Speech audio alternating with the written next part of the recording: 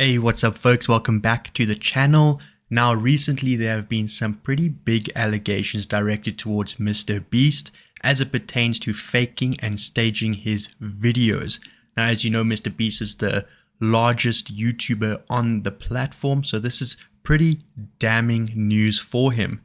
Now these allegations, they come from a creator known as Rosanna Pansino, and apparently she took place in some of his videos, specifically the Creator Games videos, Creator Games 1, Creator Games 2, Creator Games 3, and her allegations are mainly regarding what took place on the Creator Games 3 video.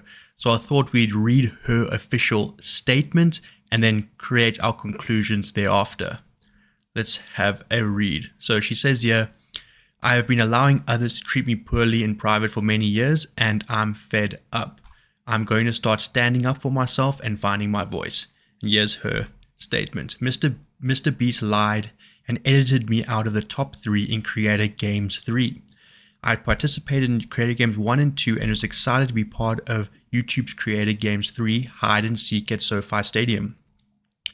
After filming had wrapped up, I truly couldn't believe how well I did at the competition and was proud of what I achieved. I had achieved 3rd place. When the video was released, I was shocked, disappointed, and felt hurt. Mr. Beast, his real name Jimmy, had edited the video to make me look like I performed worse than I did. This was extra upsetting because I genuinely believed him when he said that his videos are authentic and real. He edited the video to look like the final 3 people were Larray, Logan Paul, and Zach King. The final 3 people were actually Zach, Quackity, and myself. Now this is pretty interesting. So apparently the whole final 3 that was staged in the video was not the actual final 3 that took place in reality. And if that is the case, then it's quite crazy that they edit the video to deduce to create a scenario that didn't actually take place. For the entire duration of filming, we all wore earpieces and connected to walkie-talkies. They would announce in our ears when someone had been found or when we had to move hiding spots. If we didn't move, you were immediately disqualified. While I was still hiding, they announced that they found Logan Paul. I couldn't believe I had lost him. He is a fierce competitor. It was getting really late. We had filmed for over 24 hours, and they eventually offered me money to come out of hiding and quit. I declined. I had been counting the eliminations, and I was currently in 4th place, with Larray, Quackity, Zach, and myself still remaining. Jimmy asked us to move hiding spots again to the other side of the stadium, whatever. It was at this time I was found in transition, moving to my next hiding spot. When Jimmy found me, he brought me to the field to be with the others that had also been found. I thought I had placed 4th, however, Larray had fallen asleep and hadn't moved in a long time, so he was disqualified. This meant I got 3rd place. When I arrived to the field, I saw Matt, Pat, and Logan there because they were seekers now. So I just want to play you a small video clip of when she was found. Hey, who's that? Wait, point the camera! Who is that? You're not fooling anyone with those big fans. So as you can see from the clip, she is not really close to the top 3. This Logan Paul is still in, Quackity is still in, Larray is still in.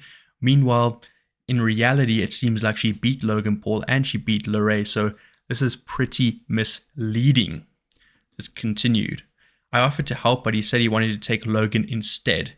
So I hung back to start looking for Zach in a different direction with Matt Pat. I placed 3rd, Quackity 2nd, and Zach placed 1st. That is what actually happened despite Jimmy editing out the only female in the top 3. I was proud of what I achieved. I followed the rules of the game, gave it my all, had fun, and never gave up. They cannot take that away from me.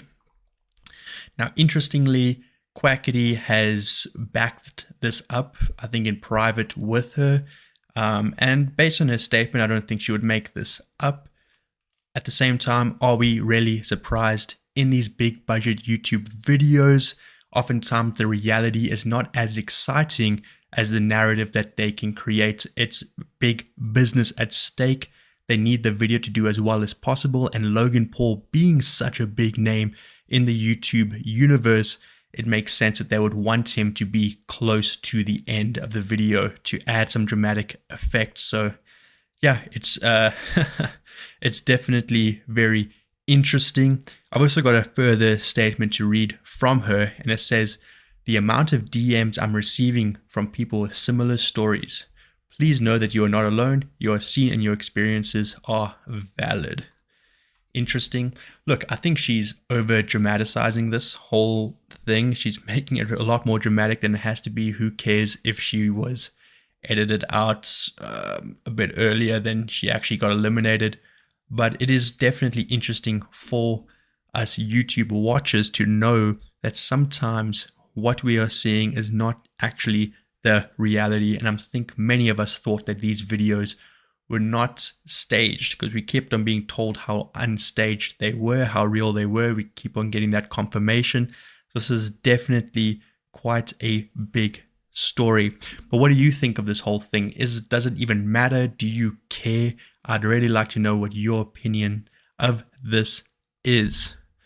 But folks, that is all I have for you today. If you found this video useful or enjoyable in any way, please remember to like and subscribe.